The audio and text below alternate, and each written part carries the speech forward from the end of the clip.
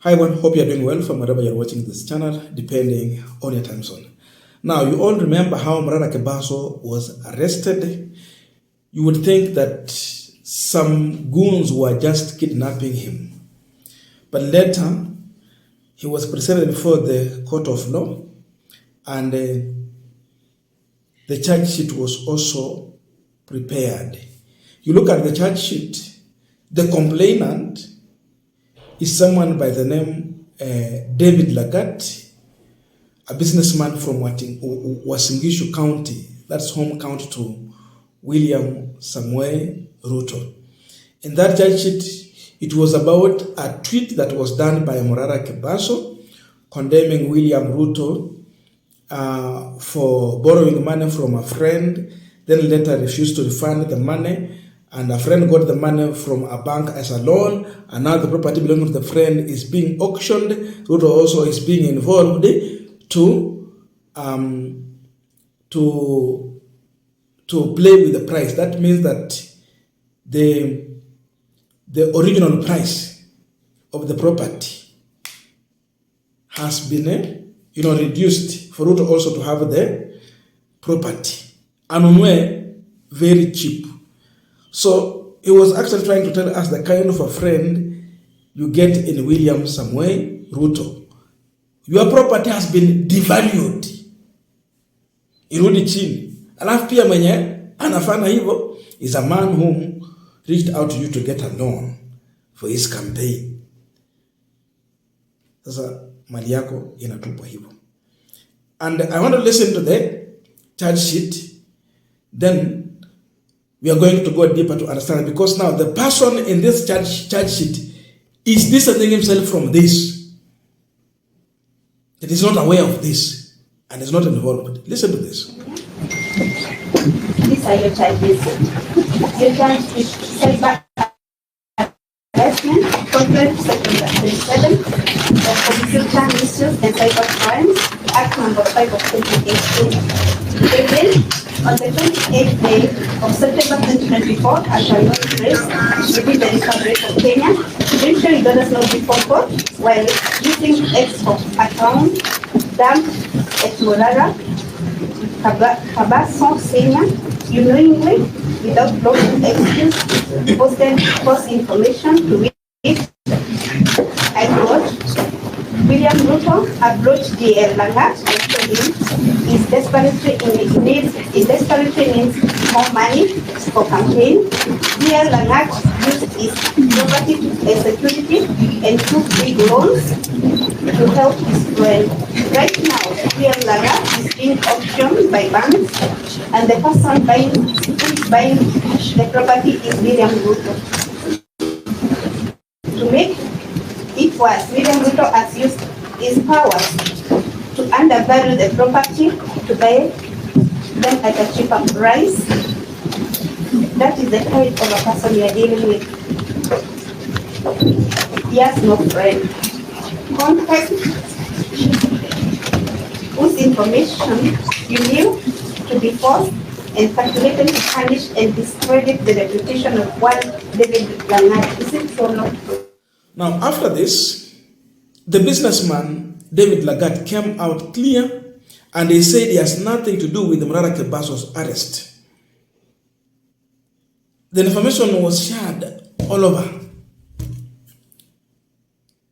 Citizen and the rest. He is not aware of that. He is not involved.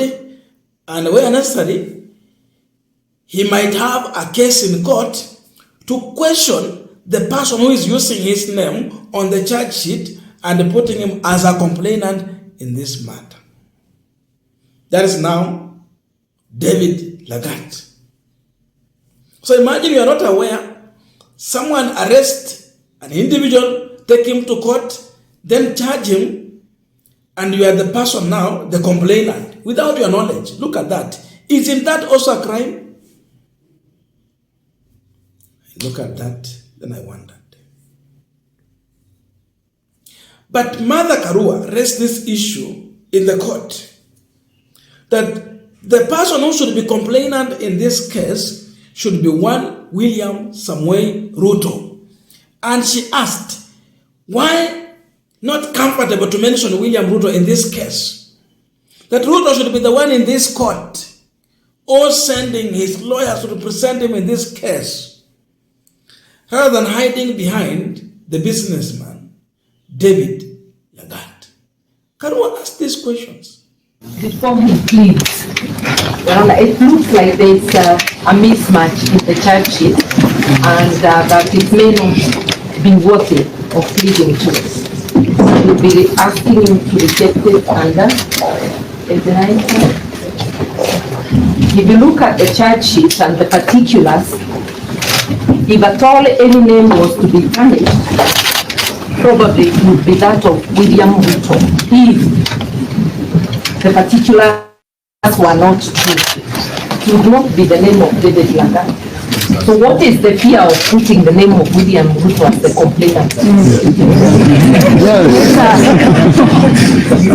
This is a very, and you can see, I don't know how it has been drafted, but if there was a name to be tarnished here, the person who is looking like ungrateful and not quite a friend would be William Ruto.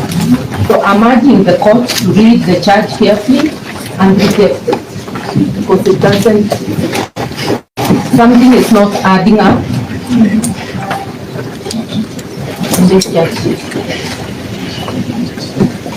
Even if we go to trial on this, and even if David Lagat comes, it will not be sufficient without William Ruto as a complainant. Now, as we continue with the panel discussion, just a quick request for those who are watching, and you're not subscribed, please consider subscribing. To our returning subscribers, I must say thank you so much. And again, to all our viewers, please give this video a thumbs up. Thank you so much, and back to this discussion. So those who are launching this complaint, their position is that Morara Kebaso is destroying David Lagat's reputation. But I don't see in any way where David Lagat's reputation has been destroyed in this charge sheet. The real person, as Martha Karua is putting it, if indeed it is not true, it is William Ruto. It is Ruto's reputation that is being destroyed, if indeed it is not true.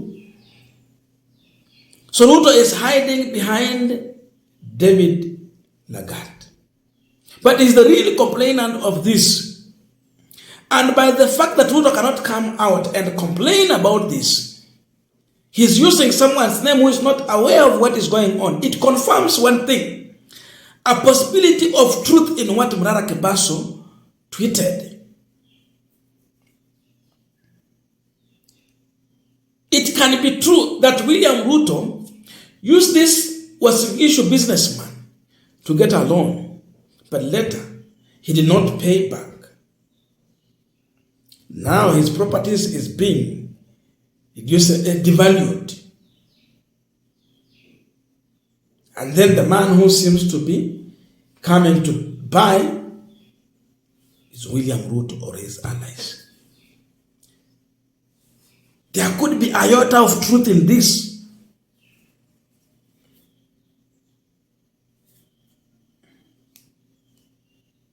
And therefore, Ruto decided that he will use this guy's name to launch a complaint.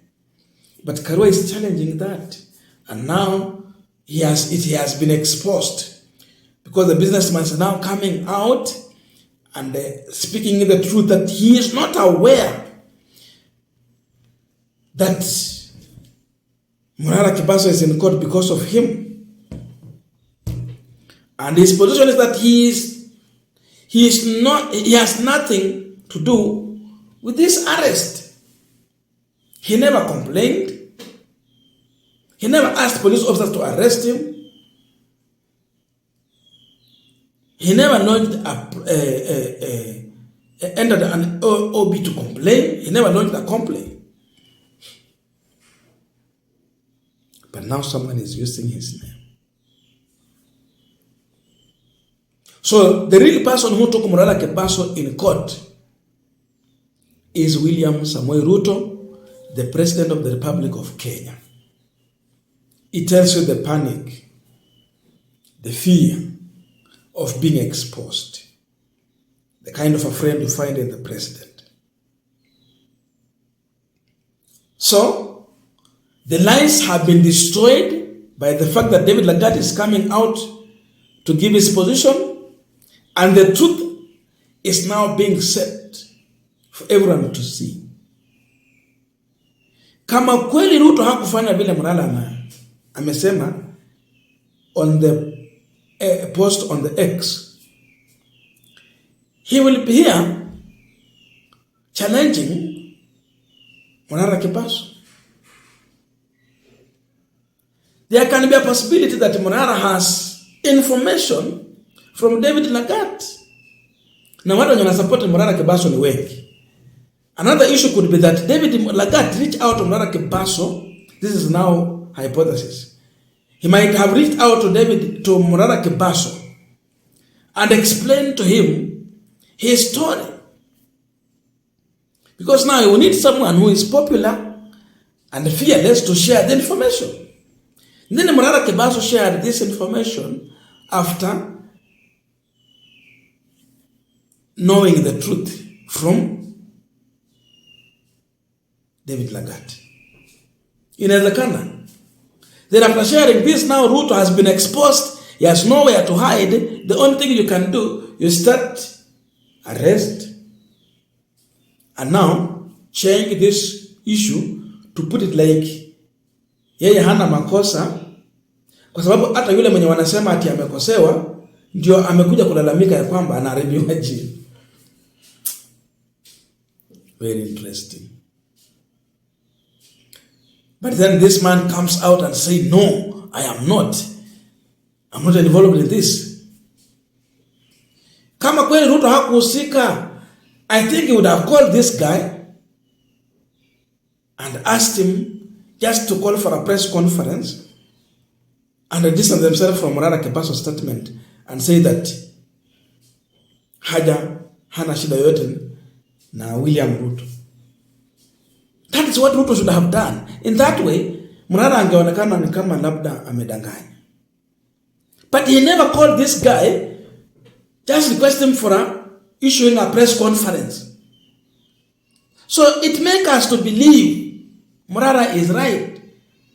Ruto is a victim.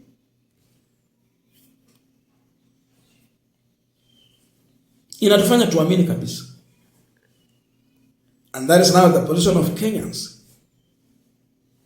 So many things were happening yesterday, including diverting the attention of Kenyans as far as the impeachment is concerned of Rigathi Gachagua and very many other things. Saizi tuko na shida kubwa na SHF, Social Health Insurance Fund, SHIF. Very many things are going on. Divert attention, then the issue of taking a loan from someone, not paying back, your reputation as a president is in question. So this is the president you have today. You can see. Hakuna kitu yoyote utapeleka kotini kustaki mtu kuhusu president bila the information of the president. The president was well informed, he's well aware. Because in that tweet his name was mentioned. So hakuna mambo ya kusema kwamba alijua vizuri sana. I don't know your views, but let us submit in the comment section to continue with this discussion. Thank you so much and see you in our next video.